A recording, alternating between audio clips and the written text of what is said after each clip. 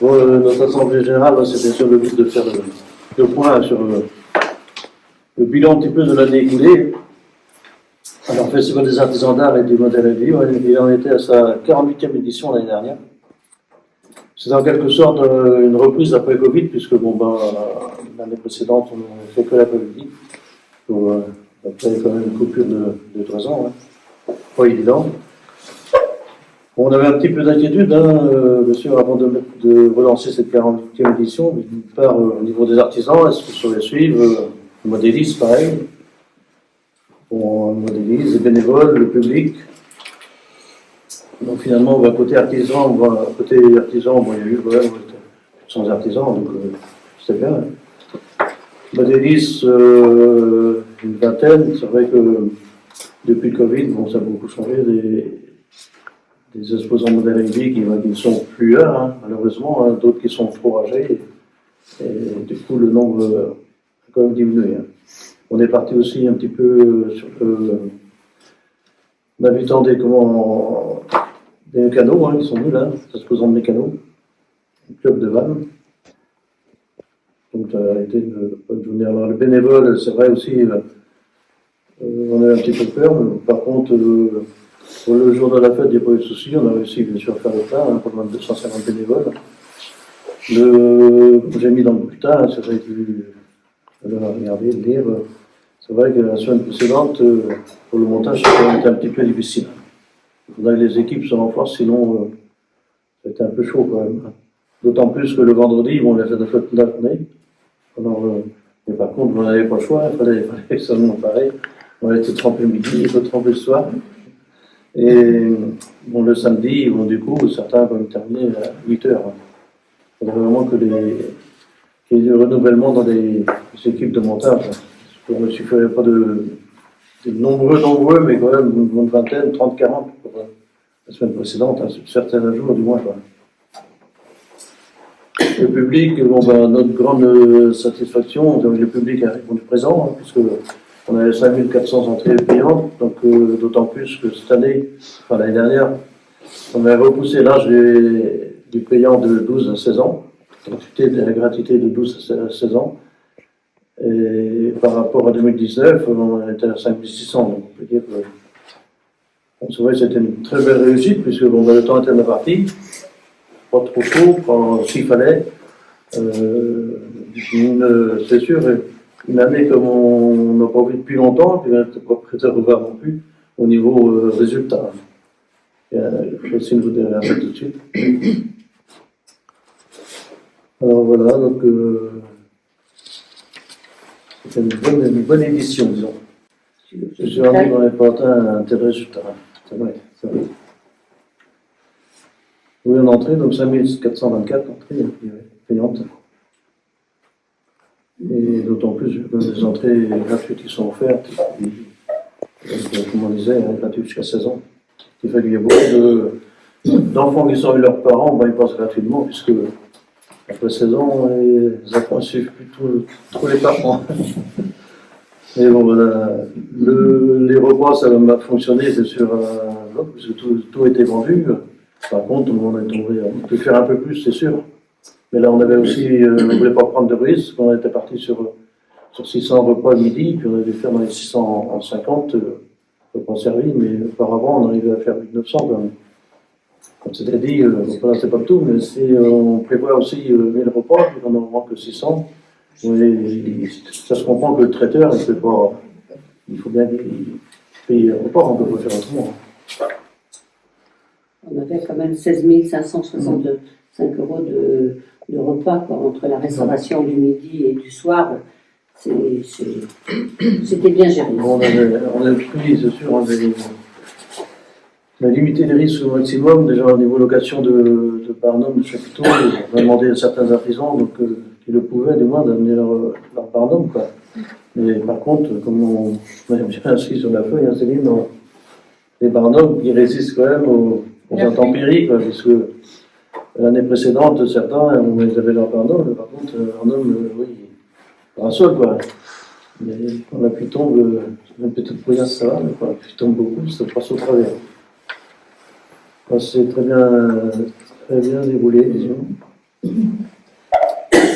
48e édition.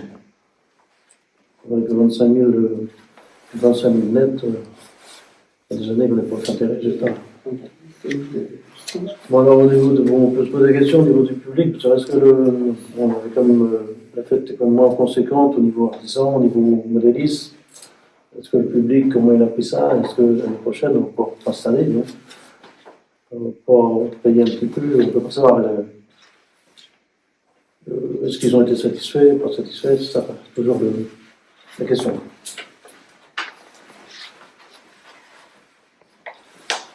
Voilà, donc, du coup,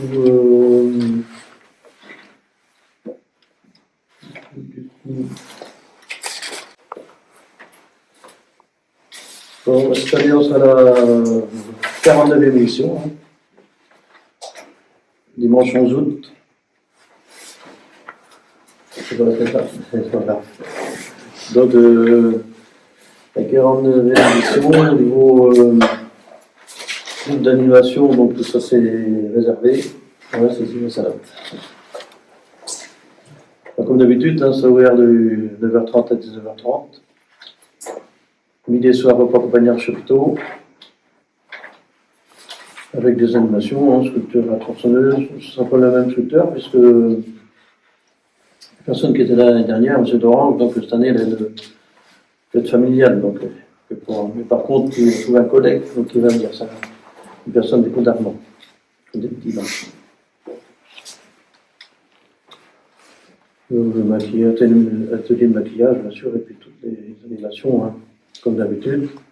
Au niveau groupe, donc on aura le groupe de musique rock, le groupe de rock celtique, un Ovidi sera là l'après-midi, sur un podium, et sur l'autre podium, le podium face mairie, donc le cercle celtique de Kerfantin, hein, et aussi Yann Ars Tangana de Kerfantin, qui a été champion de Bretagne en 2023. Là. Donc maintenant, le championnat de Bretagne, c'est comment. Avant, il y avait deux associations, hein. Il y avait comme Cannes d'Arche et puis Warner. Maintenant, ils sont tous regroupés dans Cannes d'Arche. Donc, c'est vraiment le champion de Bretagne de tous les groupes folkloriques bretons. Donc, de Capère. Hein. Et le Bagat et le cercle celtique de Carmen Pondy. Donc, ils sont aussi de bonne renommée. Hein. Comment c'est le dernier? Carmen Pondy. Oui, Pontivy. Et donc, à partir de 21h15, sur le Facebook gratuit, qui sera animé par les groupes Kergalo, plusieurs fois, groupe du secteur, et le groupe Estran, qui est un groupe aussi des Côtes d'Armor.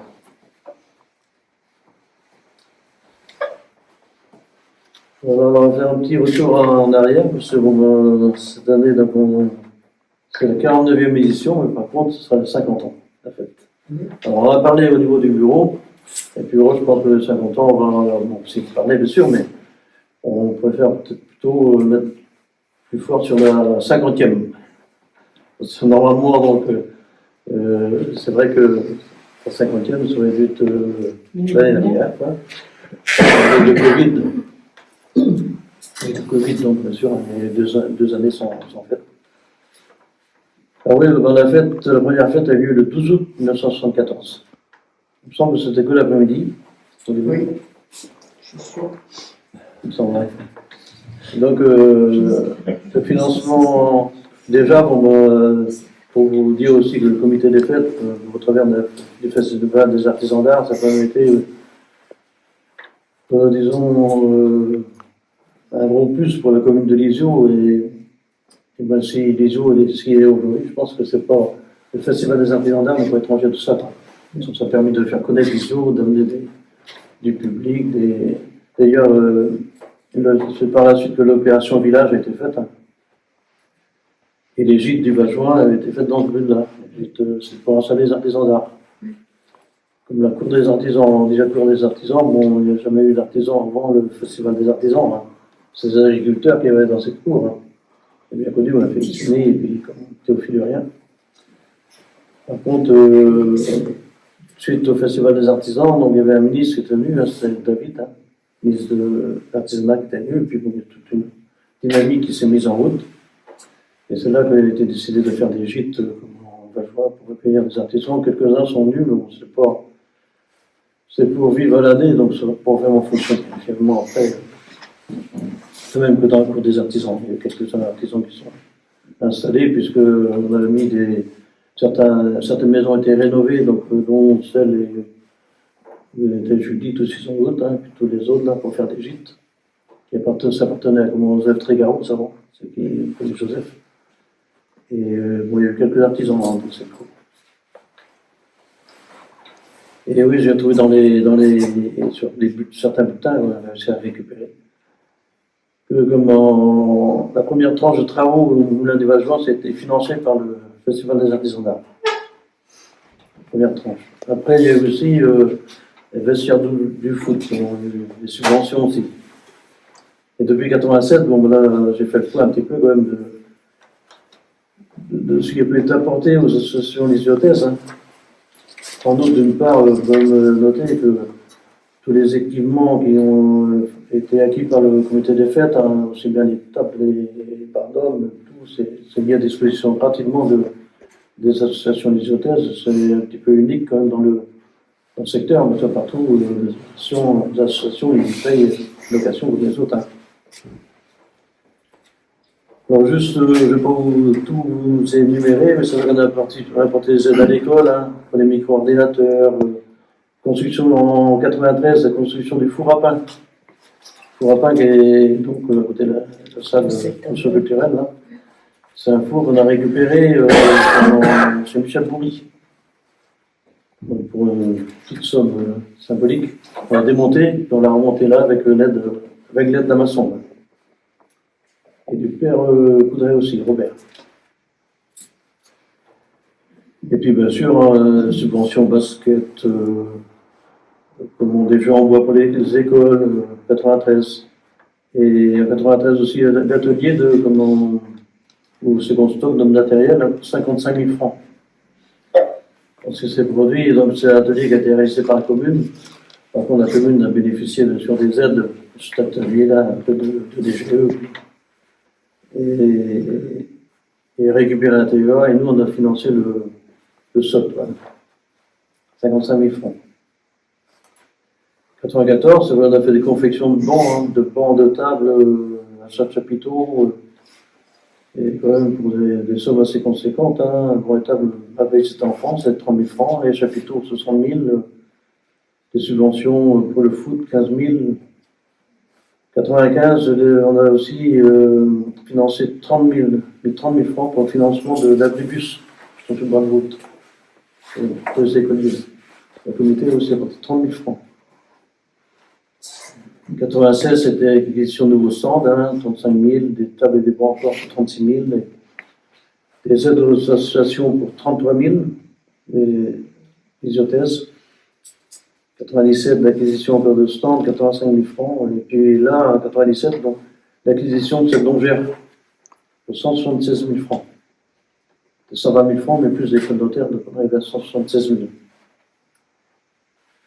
Une assurance foot basket, oui.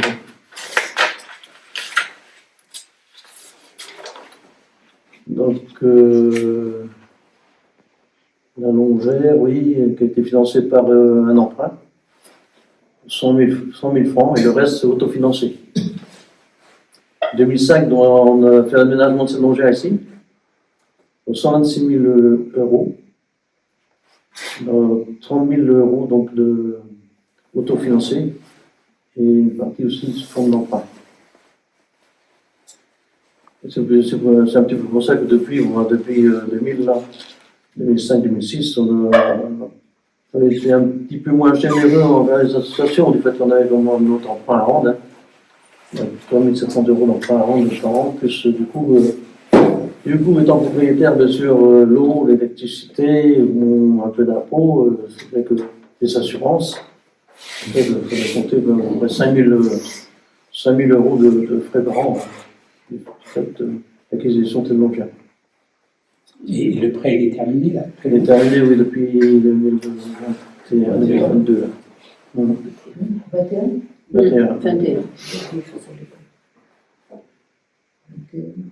2009, quand même, subvention leur paye du foot, pour 3 000 euros. 2013, de même, école et puis le foot, 3 000 €. 2014, bon, c'était la mauvaise année, puisque c'était les 40 ans, c'est pour ça. Les 40 ans d'affaires, j'en parlais trop, puisque ça n'a pas été c'était une belle réussite, mais finalement, bon, on a quand même une perte avec notre Saint-Pérolle. Oui.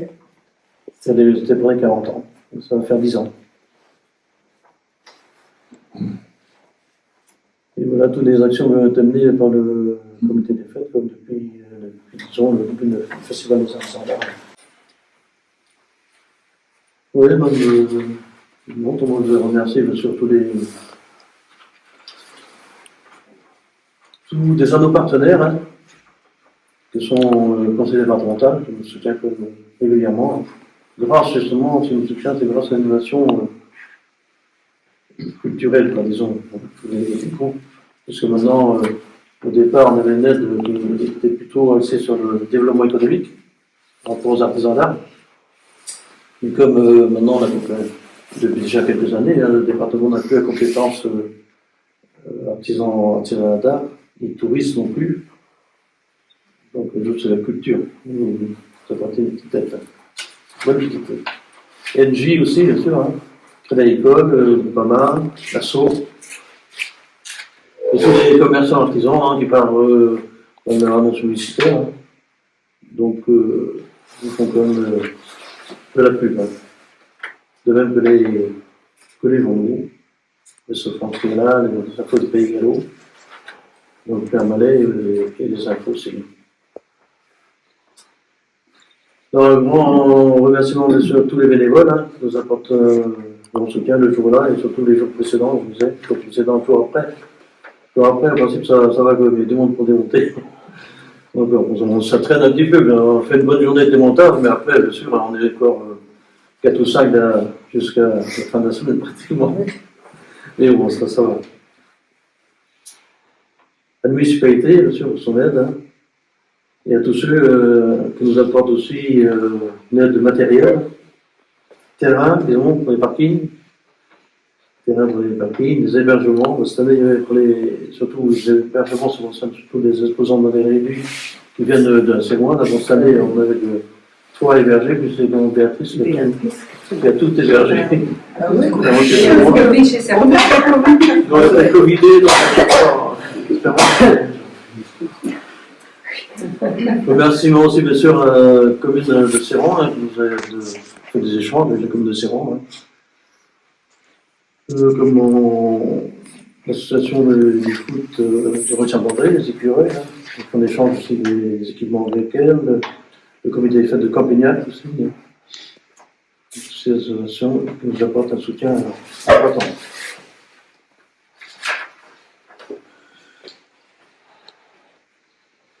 La location des équipements du comité, oui, donc on a repris sur une époque, donc on avait créé l'IMAL pour gérer tous nos équipements, les tables, les bancs, les chapiteaux.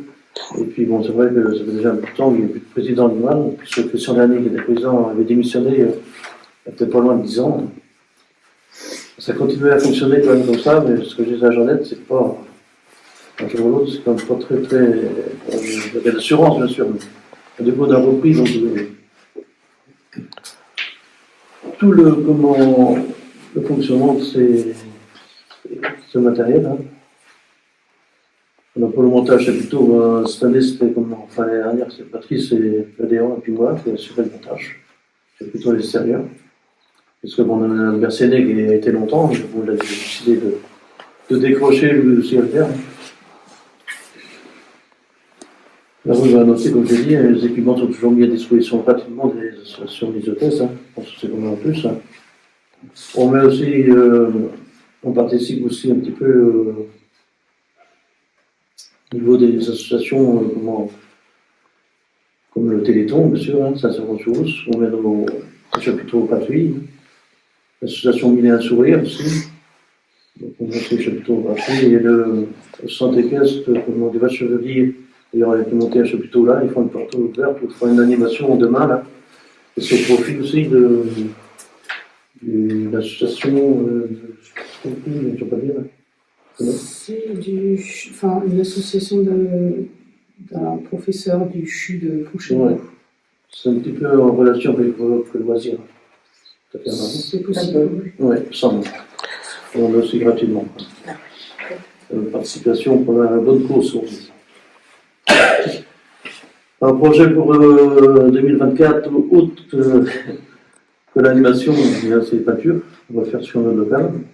On a poncé les ouvertures, mais les conditions météo de cet hiver, c'est resté en plan. Donc c'est ça à faire. On a fait l'acquisition de Barnum. Profiter de l'occasion qu'on ait fait un bon résultat de réinvestir aussi, puisqu'on a des Barnum, donc qui datent, oui, comme je disais, des années 97-18, hein, dont tous les petits avec 3 mètres par 3 mètres, on est 20, plus de 20, puisque certains avaient été perdus, donc il nous en restait 16. Les 3 par 6, on a eu 8, et c'est pareil, tout ça commence à vieillir dur. Et là, donc, on a fait l'acquisition de 12 Barnum, 3 mètres par 3 mètres, qui sont Barnum dépliants. Donc on ne mettra que le jour de la fête. On ne va pas les louer, ces gens c'est quand même assez fragile. Et puis le but, c'est de garder des équipements aussi en état. De toute façon, je ne surtout pas au bout de quelques années, sans rien du tout.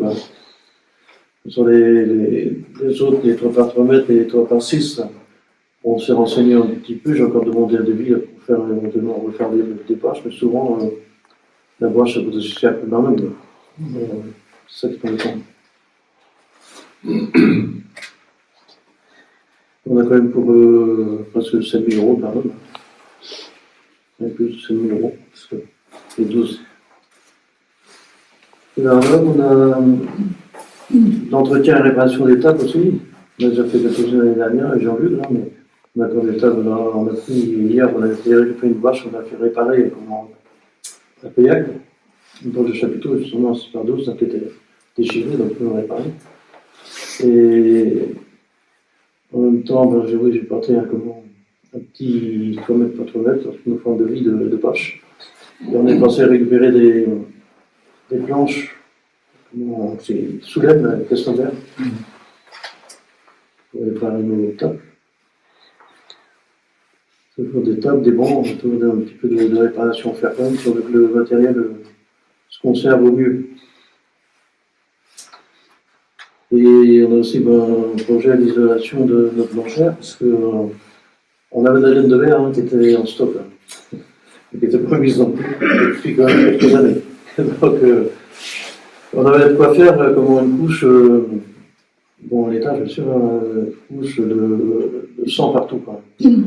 Mais du fait qu'on veut mettre comme 200 verres, 2 couches, donc du coup on est obligé d'acquérir d'autres laines de verre et puis des chevrons pour boiser tout ça. Et là il faut compter 500 € Et une fois que ce sera isolé, peut-être l'acquisition d'un chauffage, on s'est déjà renseigné pour l'acquisition d'un chauffage à air pulsé, électrique, bien sûr, pour le fuel de place.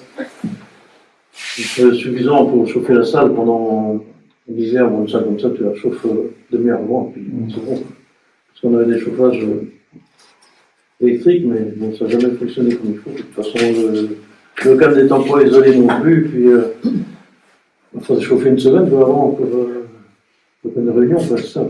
Donc c'est pas la peine, je pense que un chauffage à air pulsé, un petit peu comme à l'église, ce qu'on a aussi, c'est un gros chauffage, c'est différent. Mais il chauffe pendant une demi-heure, de façon à pouvoir l'utiliser l'hiver, sinon c'est dommage. On a essayé de chauffer au bois. Je sais plus où c'était. Une assemblée générale, il me semble.